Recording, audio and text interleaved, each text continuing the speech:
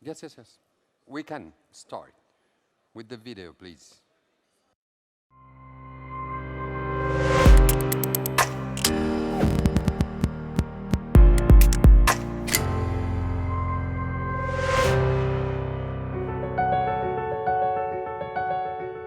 My home is my castle.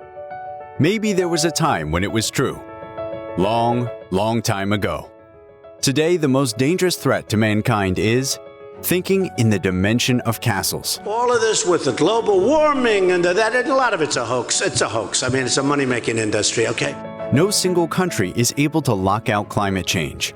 It is mankind and his activities which are changing the environment of our planet in damaging and dangerous ways. And solving this crisis is not a question of politics, it is a question of our own survival. No single government has the power to ban pandemics. The higher the walls around you, the higher the risk of starving. This ship is a symbol of what we can accomplish when we act together. There is no shelter that can guarantee a nation to survive in the nuclear war. So tear down the walls of the illusion. Cooperate. We can't just do nothing. May we all be equal to that task. Welcome to the panel, The Age of Mega Threats: Climate Security, Food Security, Nuclear Security.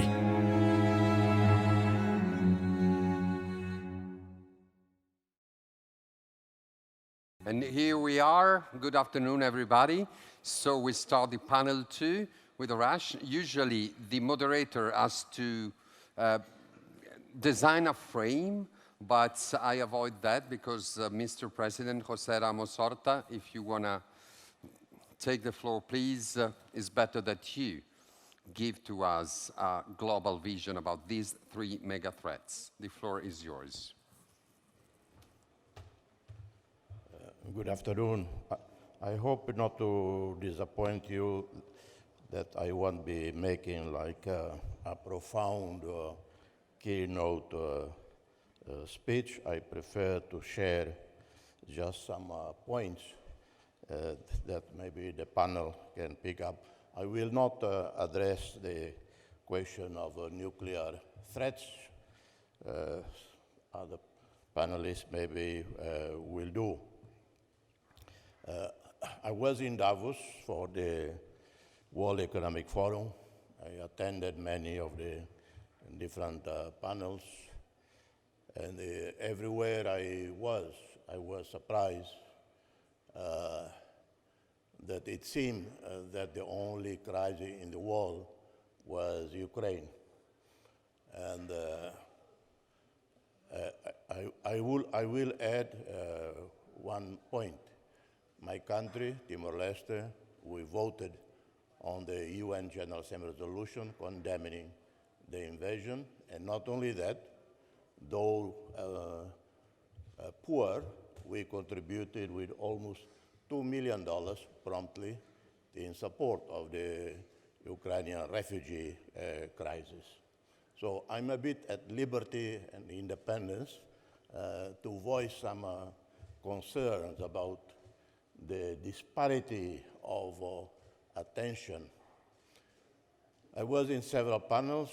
One panel, maybe 40 people.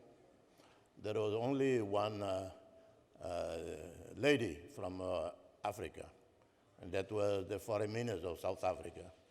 And obviously she was not very pleased.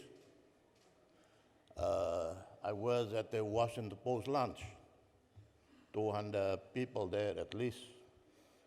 To my left was the vice speaker of the Ukrainian parliament. To my right was a congresswoman from Virginia. I don't remember her name. And again there,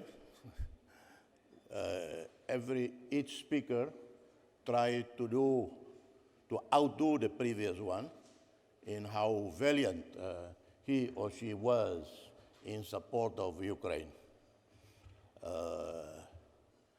There was zero reference except for me, some of the panels I spoke on Yemen, on Syria, on Afghanistan, on Myanmar. And there was zero reference to climate change, to the increasing scarcity of water. Maybe I think 1% that available water in the world is accessible by people. There was no reference to the debt of third world countries, LDCs, fragile states. And again, I have to say, my country, we probably have one of the lowest debt in the world. We have a zero debt with China. I mentioned China because China seems to be blamed for all the debt problems in the world. We have zero debt with China, and our only debt is with the World Bank and Asian Development Bank, and that's minimum as percentage of our GDP. So again, when I talk about the issue of debt, it's not because of my selfish interests, but countries like Pakistan, Sri Lanka, and so many across Africa, Latin America, like all of us, victimized by COVID and the measures each country took in regard to protect our people had its own unintended consequences in that our economy sunk. There was not much choice, for leaders. Either we impose strict controls on people's movement and close down airports to avoid the pandemic and killing tens of thousands of people. But the measures that we took, or everyone took, were effective in many instances, had its unintended consequences in that destroyed the livelihood of tens of millions, if not hundreds of millions, across the world. And as if that was not enough, we had the Ukraine war with that shot up commodity prices. Just one example. In my country, we import cooking oil from Indonesia, the largest exporter of cooking oil. I know the price because I often go and buy it myself to give away to poor families. 5 liter of cooking oil before the Ukraine crisis was about $4 more or less for 5 liters. Soon after the Ukraine crisis, cooking oil price shot up to about $13 to $14. One bag of rice, 25 kilos, used to cost about $11, shot up to over $25. So one can imagine the impact on the lives of people who are already poor. And yet, and in spite of the appeals made by simple people like me, Muhammad Yunus, Kailash Satyarthi, and supported by more than 100 global personalities, Nobel laureates, there has not been any serious consideration by the commercial banks to simply write off the debt of the poorest countries, of the LDCs, of the fragile states, and not to mention other countries like Pakistan, Sri Lanka, the highly indebted countries. There has not been a thinking of how to increase ODA, emergency assistance. If you look at the figures, you will see how for Ukraine, and no criticism of the solidarity with Ukraine.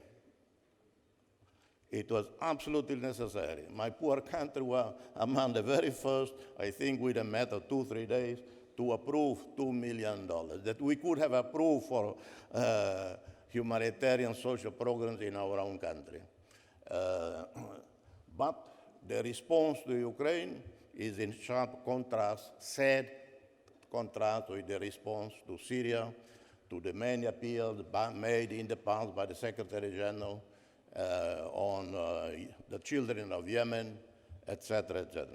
And so this is what?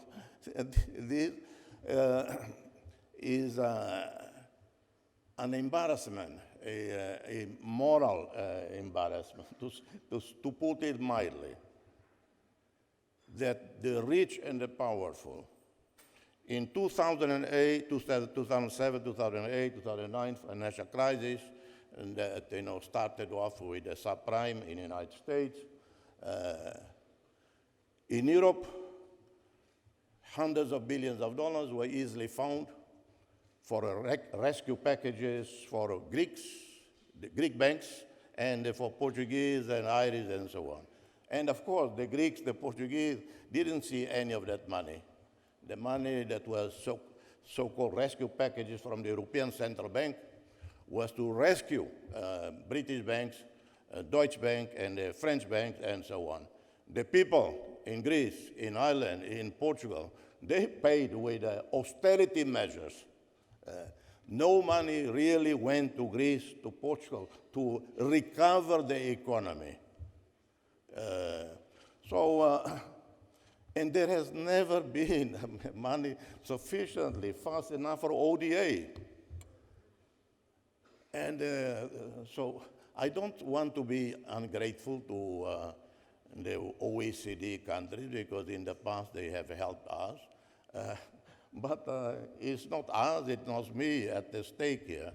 And we, because we have a bit of oil, we have a bit of gas, we are relatively well off. And but for other sisterly, brotherly countries. So these are, for me, some of the gravest moral, ethical threats that we face. And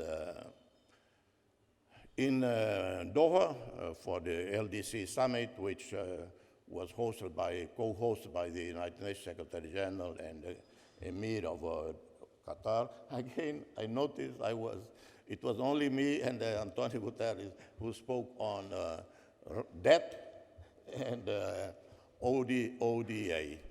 So I think I stop here because I didn't even know how many minutes I had, so I don't want to abuse your generosity in letting me speak. Just one interesting phenomenon. You saw a picture of me here, one poster. I never wear that kind of jacket. I never wear a tie. And it's one of those fake boxes. Everybody uses it as my official picture. It's actually, and the face is me, but the suit and the neck is not me. Thank you. Thank you. Do I go there or go here? Thank you so much. Thank you. Thank you so much. So thank you also with this fashion point remark that you gave to us. And I'm Italian, so I'm sensible to this topic. So let's go. I try to introduce each panelist with a short question that is really fast. According to you, in a scale 1 to 10, at which point we are with the threats we are managing in this panel, okay? Just 3 numbers. After that, I introduce you, just to move quickly. Then you will have time to explain why. So, Ismane Elofi, if I pronounce correct. Yes, you are the chief scientist at the Food and Agriculture Organization of UN. Please, from 1 to 10, for the climate security, food security, and nuclear security, 3 numbers. So I think for the climate and the food security, it's super high. So I would say 9 out of 10. Nuclear, I see it very low myself. I would say 4 out of 10. 4 out of 10. Yeah, thank you. So Hakima El Haite, right? Is like this. You are the president of the Liberal International and Minister of Environment of Morocco from the 13 to 17, Special Envoy for Climate Change of Morocco, 15-17. These 2 numbers for you are 3 numbers, climate, food, and nuclear? I love very much my friend Smahel, but I will say for climate change and food security too. 2? Yeah, too. Okay. Nuclear security, I don't know. This is not my field, but I'm afraid about that. Okay. So 1 to 10. Okay, sure. 2 is low, 10 is high. Is okay for you? Ah, okay, okay, You want- yeah, so I agree. Yeah, I yeah. understood that there was a misunderstanding. That's okay.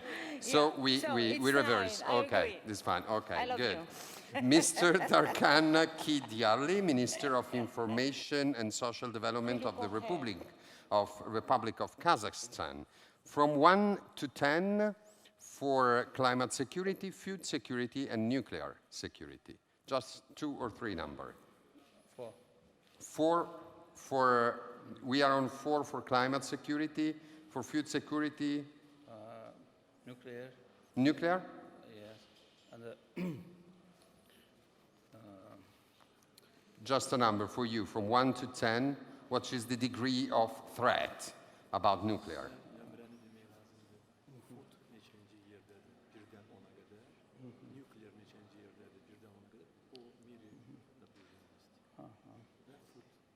nuclear 1, food 1. 2. Okay, I think is like before. Thank you so much. So, Mukhtar Babayev, Minister of Ecology and Natural Resources of the Republic of Azerbaijan, you play at Thank you. home. Thank you. For me, I think it's clear that the climate change is near 10 and 9. Then the food security, the same again, 9 or 10. And the nuclear is around 5 and 6. Okay, thank you. So, Mr. Laszlo Borbeli, just to number about, so you are the state counselor to the Prime Minister of Romania. From 1 to 10, which is the scale of degree of these threats?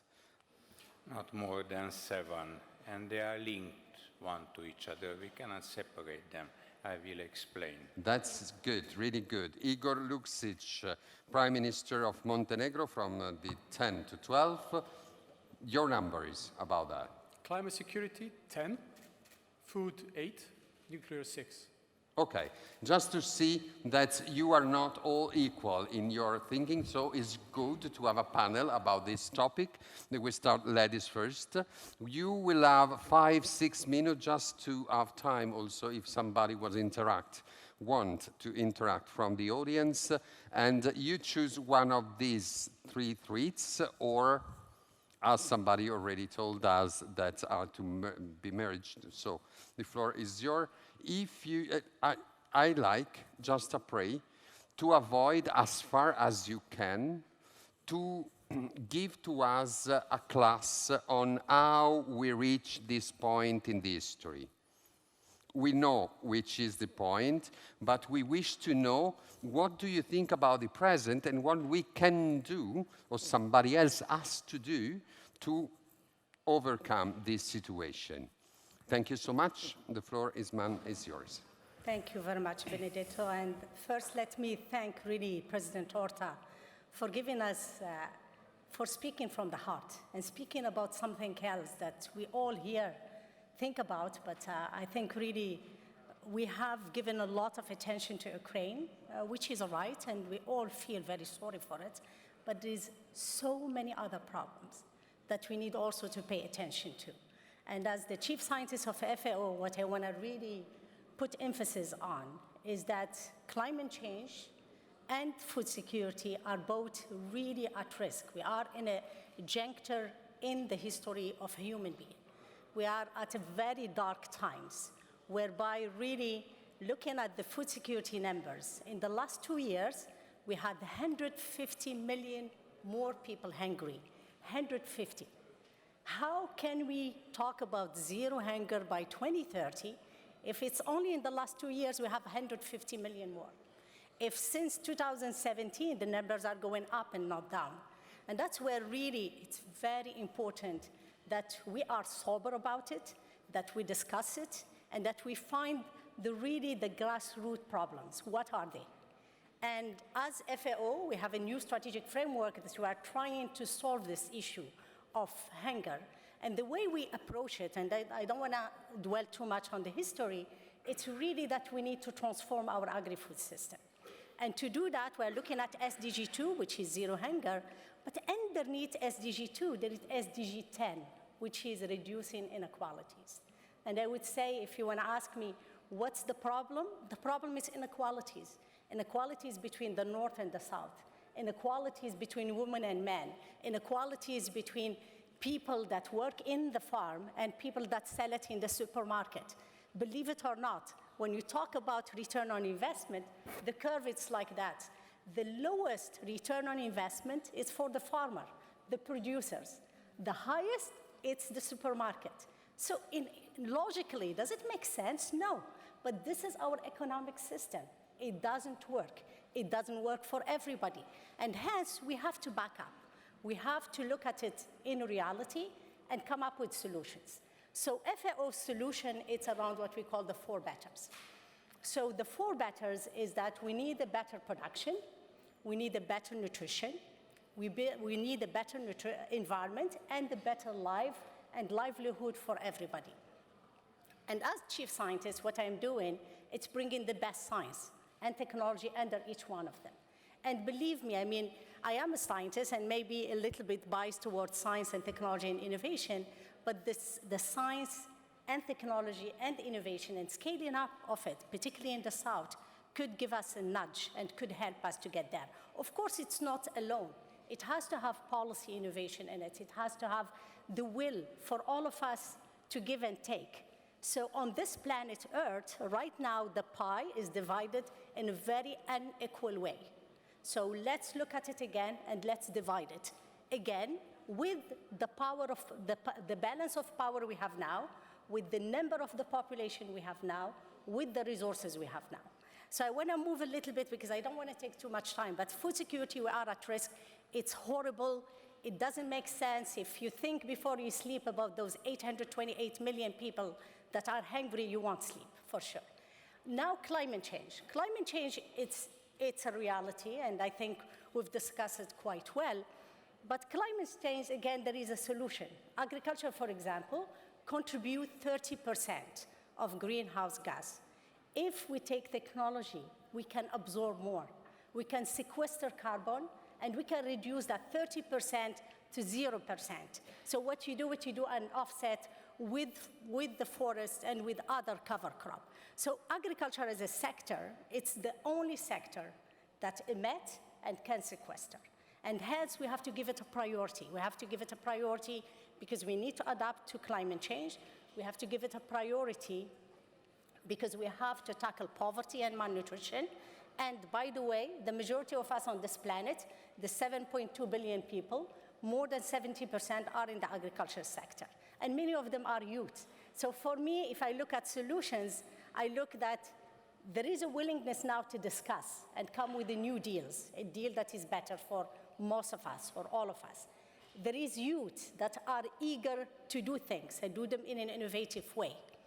And we have a problem. So let's engage our youth by uptaking technology and innovation, by providing them an opportunity to do it, but also finance. We can't do anything without finance. And unfortunately, this imbalance, it's also reflected in the finance.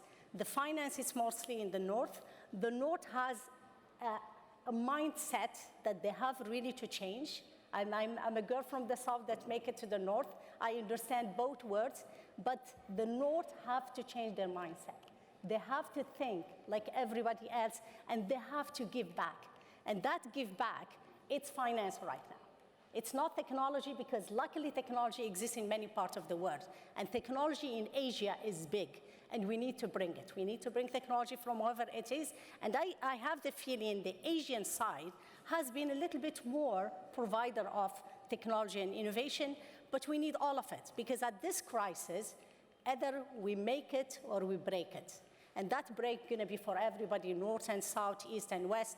And I hope really from this forum that we are talking frankly, we can come up with solutions and initiatives, and we can find a solution that works for all and that really cuts on malnutrition, particularly for those young people. Yeah, another number that is really scary is that because of the prices that that President Horta has mentioned. We have 3 billion people that cannot afford nutritious food. So although they are eating, they are not eating enough to grow up and to develop their brain. And their biodiversity, it's a solution. Going back to our crops that we used to have, but not looking always at the global market, but look at the local market. Do manufacturing locally, do processing locally, sell to each other, not go 1,000 miles around. So the solution is there, but the economic system, it's making those solutions almost impossible. So we need to change our economic system, and we need really to come together and think alike, South and North. Thank you. Amazing. Equality, technology, biodiversity, give it back. Youth, New Deal, finance. This is the point you touched. So, Akima, it's your turn. You can use the podium. If you prefer to go to the podium when it's your turn, you are free, feel free. Please, 5, 6, 7 minutes. After the 8, I stand up. Thank you so much. I'm speaking with my hands and my arms, so I prefer the podium. Thank you so much. Thank you, President. Thank you, Dr. Ismail and Rofshan, for giving me this opportunity to express myself. I will add to my presentation that I had the chance and the privilege to be part of the negotiation of the Paris Agreement for a long time, and I was Vice President of the Paris Agreement, and also the first UN high-level champion for climate. So I feel myself not only involved, but responsible. This is our baby, and I was waiting for 2020 with impatience, because, 2020 was our first rendezvous, first appointment for the Paris Agreement. And where we began the negotiation, we were opposing the North and the South. The people of the South were saying to the North, you are responsible for the pollution, so you have to pay and you have to decrease the pollution. And the North was saying, okay, we will do it, and we were trying to find a consensus. But at the end, with the Paris Agreement, we all agree that it's a worldwide challenges, and a global challenges cannot be solved by a single country in own, even if it's the most powerful country of this world.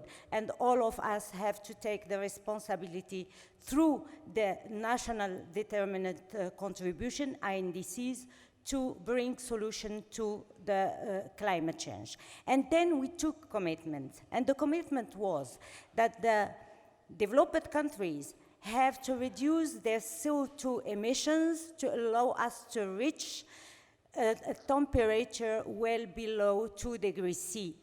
And after that, in 2018, the IPCC said 1.5 degrees C, otherwise the small island will not survive to climate change. So, second commitment was to bring $100 billion on the table for the southern countries to help them to tackle climate change and to adapt themselves to climate change. Third, to finance damage and disaster caused by climate change, and other commitments. And we come to the appointment, the rendezvous of 2020. Unfortunately, we all know that in 2020, COP26, that time was 6 was postponed because of the COVID-19. So no commitment were brought on the table. But what happens in 2020? In 2020, CO2 emissions increased while our health was eroded by COVID, while 3 billion people were confined and all our airplanes and the transportation was immobilized on the soil, CO2 emissions were increasing. Let me give you the bad or good news. Since the Paris Agreement, we are increasing the CO2 emissions. That means more increase in temperature, more shortage of water for the people who have no access to water. 1.2 billion people have no access to water.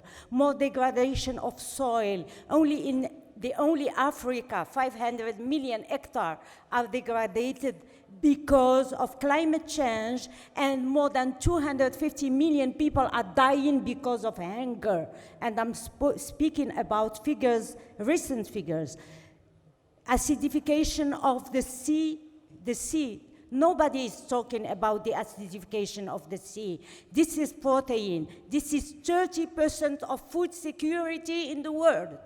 30% food security, sea. The rise of the level of the sea, who created millions of people who are displaced. Conflict because of water, more than 38 conflicts this year because of water and resources only in Africa. So what did we do to decrease the CO2 emissions and to decrease its impact on peace, security, and stability? We did do a lot.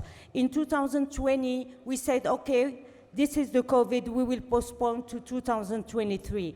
I went to COP27 in Sharm el-Sheikh. No advancement was done. No commitment was respected. I heard some friends talking about finance. Yes, finance is very important, but we don't need money if the industrial world will continue to emit CO2 emissions. This money will come to our countries, and we will live a disaster, a climate disaster, and we don't have the financial capacity to clean our disaster. Indeed, if the disaster is happening in the United States or in Europe, they have the capacity, the financial capacity to deal with the climate disaster. We simply don't have in Africa. Our women, who represent 60% of the task force in agriculture, are dying because of climate change. Now, we are living a special moment in our common history. A war at the door of Europe. And my question for all of you, this war is killing civilians in Ukraine, but its consequences are transcending the borders of Ukraine. Millions of people are dying because of hunger in Africa because they cannot receive the wheat from Ukraine. And the production of Ukraine will decrease next year. I was talking to my friend in Ukraine this morning. Today, Ukraine has no electricity. Today, the Ukrainian people are dying because of cold. So, my question for all of you, can we reach sustainable development? Can we make the objective of the Paris Agreement alive? Can we reach the SDGs without peace? And the answer is simply no. We cannot reach any objective without peace. So what we should call for is peace, because victory has a price. And if the price is killing people, killing civilians, killing women, killing youth and children, this price is too high. If people are dying because of climate change, the price is too high. So let me tell you, I would love that this forum call for an immediate ceasefire.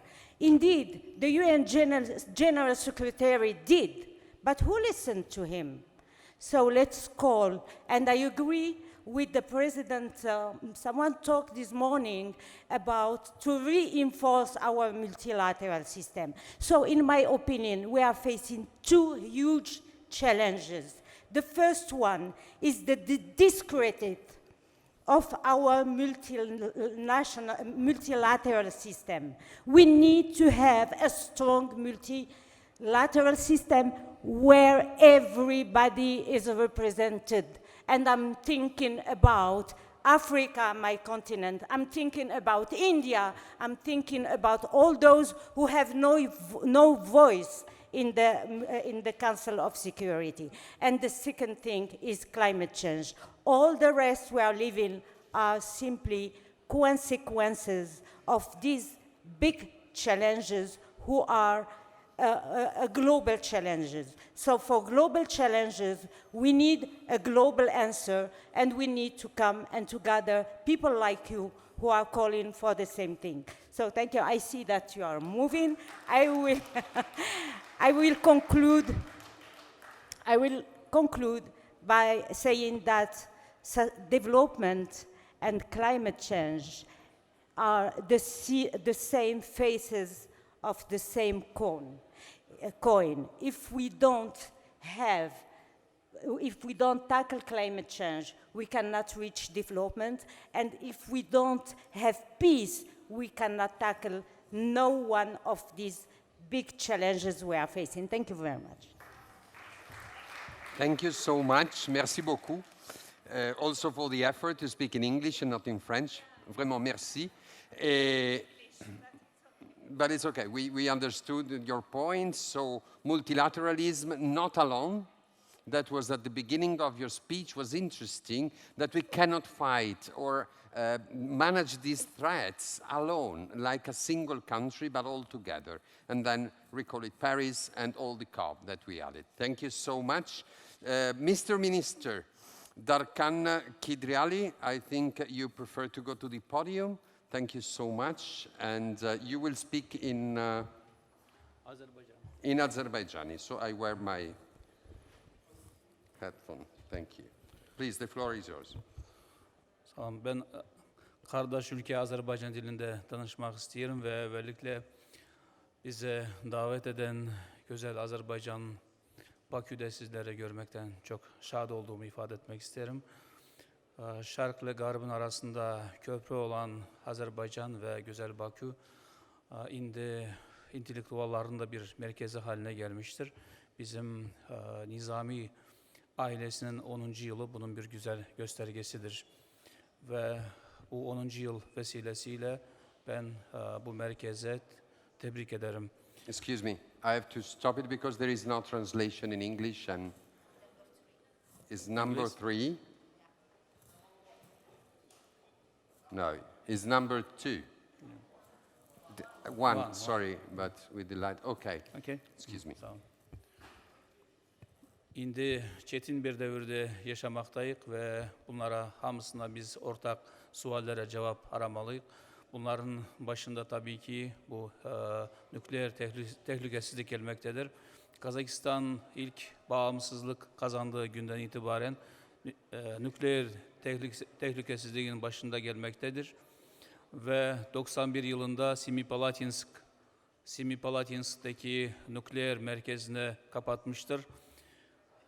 1996'da indiki Cumhurbaşkanı Prezident, o zamanki Harici İşler Nazırı Cenab Tokayev'in imzası ile karar alınmıştır ve Kazakistan'ın teklifiyle 31 Ağustos Dünya Nükleer Tehlikesizlik Günü olarak kaydedilmiştir.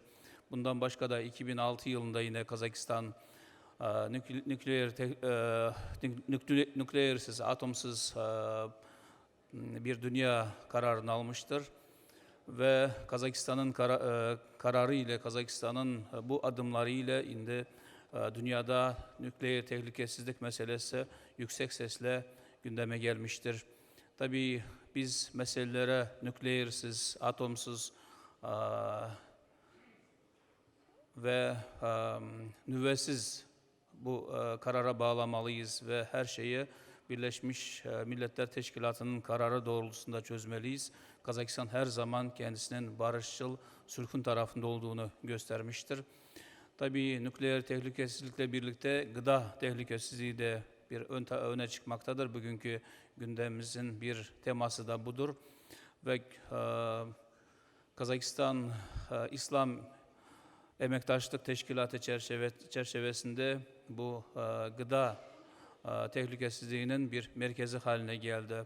her yıl Kazakistan 7 milyon buğday ihraç etmektedir ve ihtiyacı olan ülkelere buğday yardımını, kömeğini eylemektedir ve bu gıda tehlikesizliği meselesi Kazakistan'ın öncelikleri arasındadır ve İslam İşbirliği, İslam Emektaşlığı Teşkilatı çerçevesinde çeşitli ülkelere kömek eylemektedir. Bunun birlikte biz klimat ekosisteminde meselesini gündeme taşıyabiliriz. Tabii dünyada da indi birçok tehlikeler yaşanmaktadır. Yakında bizim kardeş Türkiye'de zelzele oldu ve 10 binlerce insan orada vefat etti. Biz kardeş Türkiye'ye tekrar başsağlığı dilerik ve her yerde böyle beklenmedik tabii afetler de gelmektedir. Bizim ülkelerimizi birleştiren Hazar Denizi'dir ve Hazar Denizi'nin de inde birçok tehlikeler olduğu söylenmektedir.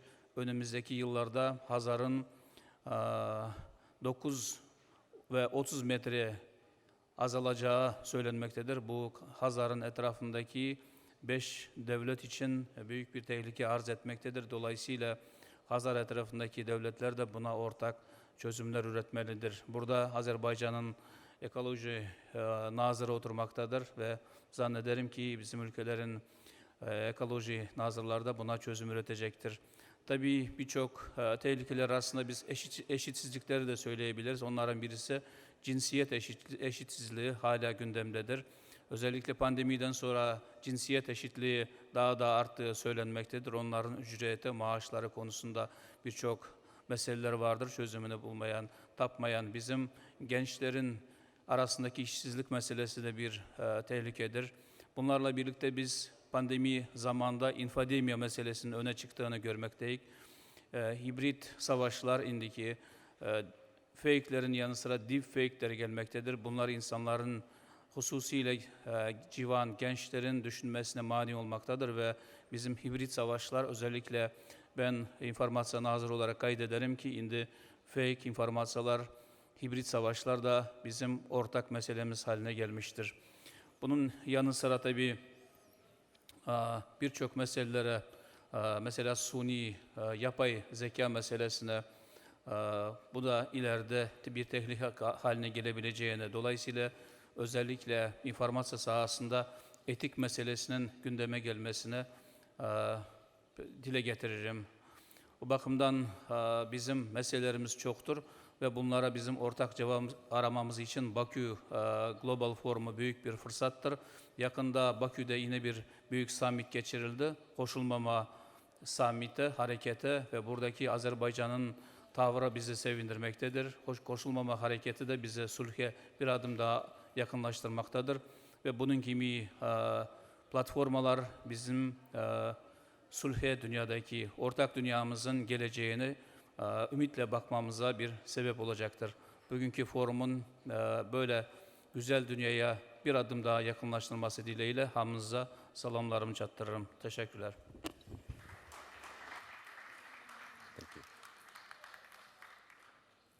Thank you very much, Mr. Minister. So also here I have to underline this necessity that you expressed to work together, nothing alone, also about the Caspian Sea, to work with your colleagues from Azerbaijan that is working and playing at home here. So who is better than you to take the floor? And please, Mr. Muhtar Babayev, sorry for my pronunciation. Thank you very much. First of all, I would like to thank to Nizami Ganjavi International Center to invite me to participate and to have a speech in the panel. Very interesting panel, I think. Very important panel like climate change risks, food security risks, and the nuclear risks. I think all of these items, all of these topics are very sensitive. And for Azerbaijan, for the region, and for globally, I think it's one of the main direction is to consider or to mitigate all these risks for your own country and the country of the region. And when we are talking about the climate change risks, I think why I selected these risks as between a 9 and 10, because I think the impact from climate change to other risks are bigger and bigger, and we are feeling this every day on our daily life. First of all, if we are talking about the connection between the climate change risks and the food security risks, it's very close to each other. When we are talking about the climate change, it's the land degradation, is water issues, is extreme weather conditions, and others. All of these issues, all of these impacts, is the great impact to the food security. And today, when we are talking of the agriculture, the risk is in agriculture sector. I think most of the risks in agriculture, in food security, is that the risks are coming from the climate change. In our region, we are feeling on the daily life, and for example, normally in March 9, in Baku, the average temperature is around 3 or 4 degrees Celsius. Today is around 10, 12 degrees. Is global warming already in the process, and it's big impact to our water reserves in Azerbaijan. Around 70% of our water reserves is coming from the transborder rivers. And today we are witnessing the dramatic decrease or reduction of the water level in the transborder rivers. We need to work very pragmatically with our neighbors on the regional basis. In this case, it is not possible to consider the adaptation for climate change risks only in one country. Today we need to consider it or regionally or globally. But I think if we consider it, more pragmatically to do it on the regional basis. And again, coming to the transborder rivers, we are very dependent from the rivers coming from the Turkey, Georgia, Iran, Armenia, and we have to make a solution for these issues, because without the smart water management on the regional basis, we cannot protect our country or the countries of the regions from this type of risks. Again, back to the agriculture, food, and I think not only water issues, but the land degradation. One of the main risks main impact coming from the climate change. Land degradation also, they have no border. They are moving from country to country. And today we face with such problem also in Azerbaijan, as in our neighbors. Extreme weather conditions. It's again back to statistic. The floods in Azerbaijan, if we consider the situation 30 years ago and now, approximately 10 times now flood cases in Azerbaijan are more and more. I think it's reality that we need to build or to create very pragmatic adaptation plan for each country and for the region. It is not possible to create only for one country. We need to think how to work, how to create the platform on regional basis, and to talk to our neighbors, to talk to our country regions about the common efforts to build the smart water management, smart extreme weather conditions or early warning system, about the steps to protect the land from the land degradation and others. At the same time, in Azerbaijan, we already put these targets on our national documents, on our priorities. And for the priorities of the countries today, the green growth is one of the main direct. Forestation programs a lot of programs we started to implement on the liberated areas. You know, after the 30 years of occupations, now this land is the land of rebuild, reconstruction.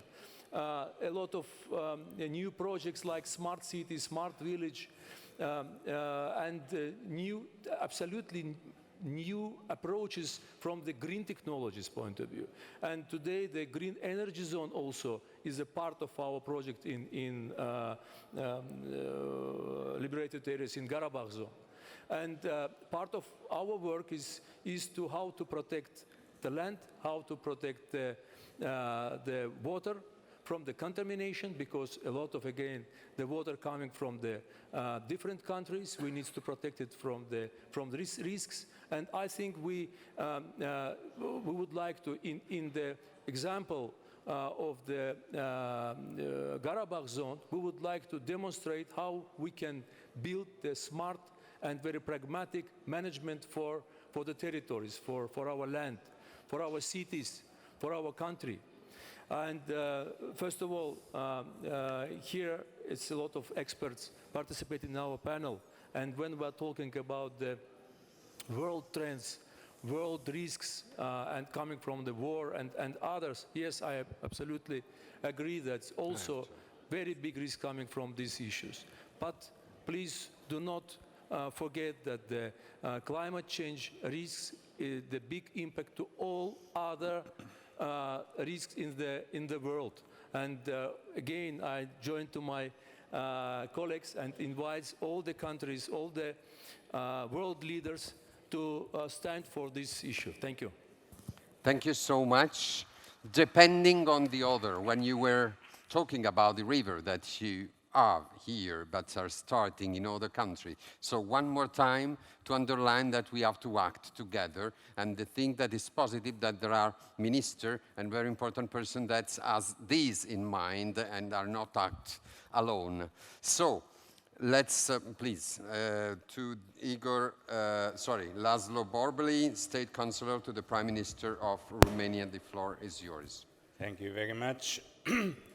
Excellencies, ladies and gentlemen, dear colleagues, let me start with a general comment. I heard this morning that here we are more than 50 former head of states, head of governments, former ministers, and of course they are also ministers or head of government of states in force. In my opinion, we are not former. Yes? We are leaders. We are leaders of this world in this moment. So let's do it. Let's be influencers, like, influencers of this world. It depends on us. And of course, I am also a former minister for regional development, former minister for environment in Romania, and for 1 year, I was chair of CSD19, the last committee on United Nations. And I realized how we need more patience, how we need to listen to each other. And the biggest challenge in my career, in my political career, was in 2017, when I was appointed like a state councillor of the Prime Minister of Romania to implement Agenda 2030 in Romania. It's an easy task. It's not an easy task, but basically I realized that every piece of our life is in connection. You cannot split. You have to speak, of course, about energy, nuclear energy, food security, but they are linked to each other. And first of all, was a milestone, 2015, with 4 very important documents, yes? Sendai, Addis Abeba, Agenda 2030 and Paris Agreement. It was, the stars was coming, yes. And after that, we are at halfway. We have to do more to speak diplomatically. We have to do more. But we have our lessons. And in Romania, we have an interinstitutional framework I am very proud that we received in 2021 the big award of United Nations. Why? Because of efficiency of implementing Agenda 2030 and innovative tools. And it depends on the people, on the human being, on education. That's why we have a new job in Romania, expert in sustainable development, and we will train 2,000 experts until 2026. And we have the money also for training them. So let's encourage you to be part on this process and to be positive, because we have a lot of negative issues. Like, you know, the Schweik, the soldier Schweik in Hasek, he said, don't shoot. There are people here. Why you shoot people and human beings? It's incredible. So let me finish. We have a brand, you know, this Rubik Cube. This is the 17 SDGs. And if you change the pieces, they are not in their places. It's like our life. Let's put the pieces of our Rubik Cube life in their places, and we will have a better world. We will have no climate change.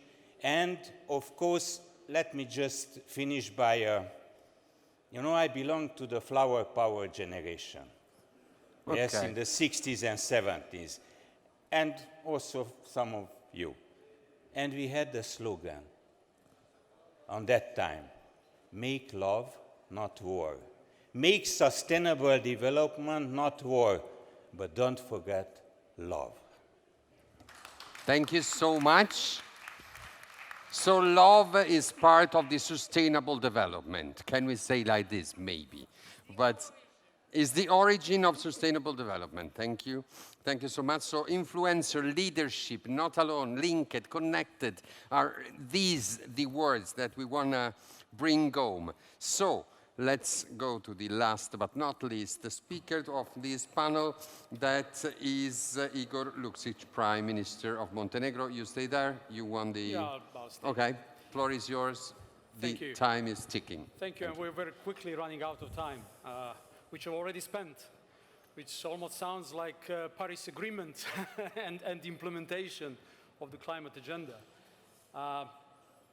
Because I'd like to actually use 5 or 6 minutes of my time to address how you began this panel by asking us to grade the level of threat. And I gave it 10 to climate security. And one can even argue that threat is something that may happen in the future, a future situation that we have to be resistant to. Yeah? But actually climate security is a problem which we already perceive. It's already around us. And one can easily point to examples like, European rivers last year running dry, which normally is mentioned to be once in 500 years thing to happen, or major hurricanes which, some years ago were referred to, once in 100 years, and so on and so on. So actually, it has begun happening every year, and it's everywhere. That's why.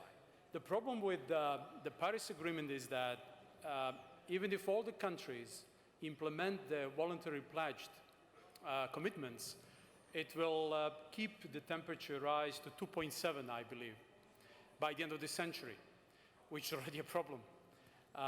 However, if countries manage to push up front their net zero plans, that may reduce it to probably around 2%. So even 2 centigrades. So even 2 centigrades, as we know, requires a lot of mitigation and adaptation.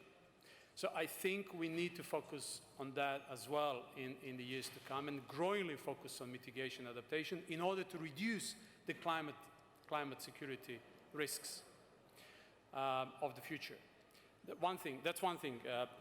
I gave 8 to the food security, not because I think that it's less of an importance or so on, because I fully agree with other views. And the problem that we see about 10% of the population on the verge of hunger and a lot of people acutely hungry is obviously a very visible aspect of food security, and weaponization of grains as a consequence, early consequence, and actually continuing consequence of the Russia-Ukrainian war has been fuel on fire.